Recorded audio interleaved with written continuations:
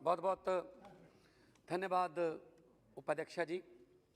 आज जो बिल जो दिल्ली गवर्नमेंट के बारे में विधायक जो लाया गया है, मैं कहूँगा कि वैसे तो ये केंद्र सरकार जो है वो राज्यों के अधिकारों का हनन करने की स्पेशलिस्ट है, चाहे वो खेती कानूनों के जरिए हो जो कि स्टेट सब्जेक्ट है, लेकिन वनिज और व्यापार लिख के यहाँ से पास कर दिया गया, चाहे वो राज्यपालों के जरिए हो।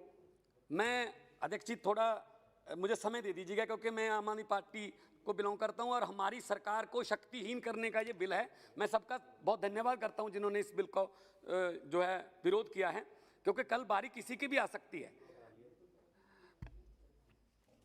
उपाध्यक्षा जी 22-23 साल से बीजेपी सत्ता से बाहर है दिल्ली से, तो इनको हार हजम नहीं हो रही। खुद इलेक्शन भी लड़ते हैं, चलो ठीक है, डेमोक्रेटिक राइट है सबका, विचारिक मतभेद हो सकते हैं। आप हार गए तो विपक्ष में बहना सीखिए। आप पहले इधर भी तो विपक्ष में बैठते थे, अब विपक्ष में बहने की आदत, विपक्ष में बैठने की आदत छोड़ रही है बीजेपी। मध्य प्रदेश में बीजेपी के लिए वोट नहीं किया था लोगों ने, लेकिन जहां चुनाव से नहीं आते वहां उपचुनाव से आ जाते हैं। कर्नाटका में बीजेपी के लिए वोट नहीं किया था, उपचुनाव से आ जाते हैं।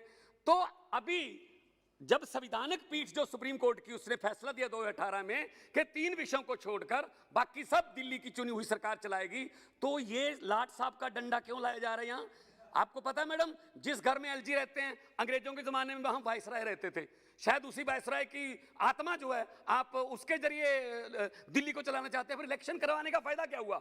इलेक्शन करवाने का क्या फायदा हुआ मैडम, जब दिल्ली का मुख्यमंत्री कोई फैसला नहीं ले सकता? आप मुझे बता दीजिए।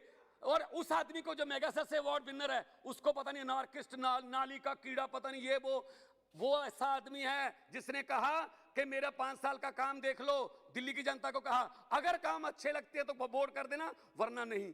आप कर सकते हैं, इसके लिए जिगरा चाहिए। आप कहते हैं ये तो जुमले थे, वो 15 लाख ये काला धन जुमले थे। इसलिए मैं ये कहता हूं अपने मैनिफेस्टो में पूर्ण राज्य की बात करते रहे। आडवाणी जी बात करते रहे, वो अलग बात है, उनकी बात के आप हर बात उल्ट चलते हो। शायद आडवाणी जी की याद दुखी हो रहे होंगे कि ये क्या हो रहा है। असल में क्या हुआ, जब दुखी किस बात से, 2-3 बार तो मुख्यमंत्री के घर पे दरोगे भेज के रेड करवा दी। पहले हमसे एंटी करप्शन ब्यूरो छीन ली।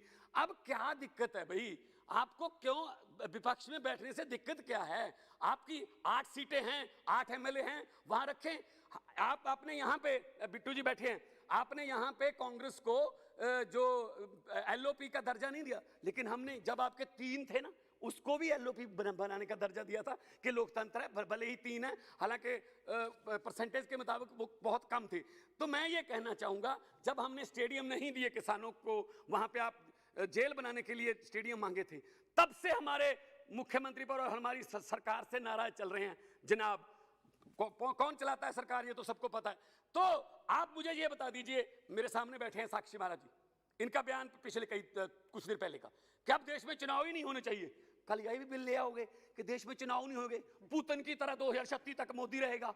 है ये फेडरल स्ट्रक्चर कह रहे हैं आप किसको? मैडम मीनाक्षी जी, आप कह रहे हैं फेडरल स्ट्रक्चर से हमारा देश नहीं चलता, तो कब आप मुझे बता दीजिए तानाशाही से चलेगा क्या? तानाशाही से चलेगा क्या? आप वकील हो, इसका मतलब ये नहीं है आप वकील हो, इसका मतलब ये नहीं है कि आप यहाँ केस लड़ रहे हो। आप लोकतंत्र की हत्या कर रहे हो। अरे कल आप कह दोगे कि जो